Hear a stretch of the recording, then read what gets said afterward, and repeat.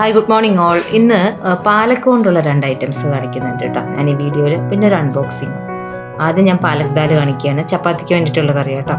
പാലക് ദാലിൽ മൂങ് ദാൽ, അതായത് ചെറുപയർ പരിപ്പ് നന്നായിട്ട് വേവിക്കുക. അതിൻ്റെ കൂടെ വേവിക്കുമ്പോൾ കുറച്ച് മഞ്ഞൾപ്പൊടിയും കുറച്ച് വെളുത്തുള്ളിയും കൂടി ചേർത്ത് വേണം വേവിക്കാൻ.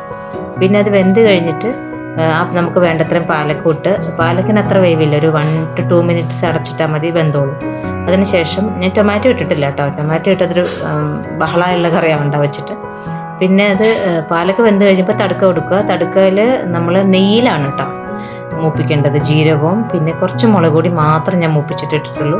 പിന്നെ ഗരം മസാല നമുക്ക് കുറച്ച് കയ്യിൽ എടുത്ത് പിഞ്ചാക്കി, ഒരു പിഞ്ച് ഗരം മസാല ഇടുക. പിന്നെ ഒരു പുളിക്ക് വേണ്ടിയിട്ട് ഞാനിവിടെ ചേർത്തത് ആംചൂറാണ് കേട്ടോ. വേണമെങ്കിൽ നമുക്ക് ടൊമാറ്റോ ഇടാൻ, അല്ലെങ്കിൽ നമുക്ക് നാരങ്ങ നീര്, ഈ ഒരു സിറ്റുവേഷനിൽ ഈ ഒരു ടൈമിൽ നാരങ്ങ നീര് ഒഴിക്കാം, അത്രേ ഉള്ളൂ. അപ്പോൾ അത് സിമ്പിൾ കറിയാണ്, പക്ഷേ ഇതൊരു സൂപ്പ് പോലെയാണ് കേട്ടോ. ഇത് ആക്ച്വലി വെറുതെ തന്നെ കഴിക്കാം.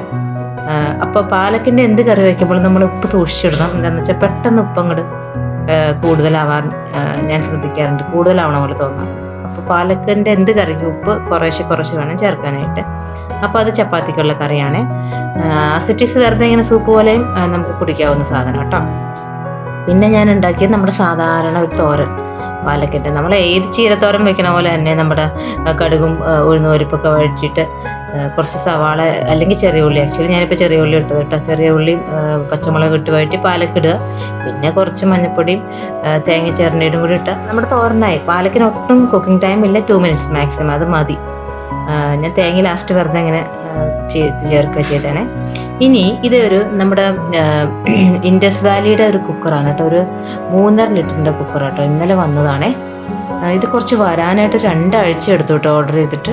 പക്ഷേ ഇത് നല്ല കനം, സാധാരണ കുക്കറിനേലും നല്ല കനം തോന്നിയിട്ട് എനിക്ക്. ഞാൻ ഇൻഡസ് വാലിയുടെ കുക്കർ ഇതുവരെ യൂസ് ചെയ്തിട്ടില്ല കേട്ടോ. ഞാൻ പ്രസ്റ്റീജ് അല്ലെങ്കിൽ ഹോക്കിൻസ് ആണ് കൂടുതലും ഞാൻ കുക്കർ യൂസ് ചെയ്യുക, അല്ലെങ്കിൽ പ്രസ്റ്റീജ്. പിന്നെ ചിലത് ഒരെണ്ണം ബട്ടർഫ്ലൈയും കൂടി ഉണ്ട്. പക്ഷേ എനിക്ക് ഹോക്കിൻസ് ആണ് ഏറ്റവും കൂടുതൽ ഇഷ്ടമായത്. പക്ഷേ ഇൻഡസ് വാലി ഞാൻ വാങ്ങിച്ചപ്പോൾ എനിക്ക് മനസ്സിലായത്, ഞാൻ ഒറ്റ പ്രാവശ്യം യൂസ് ചെയ്ത് തുടങ്ങിയിട്ടില്ല കേട്ടോ. ഇപ്പോൾ ഇന്നലെ വന്നേ ഉള്ളൂ ഇത്.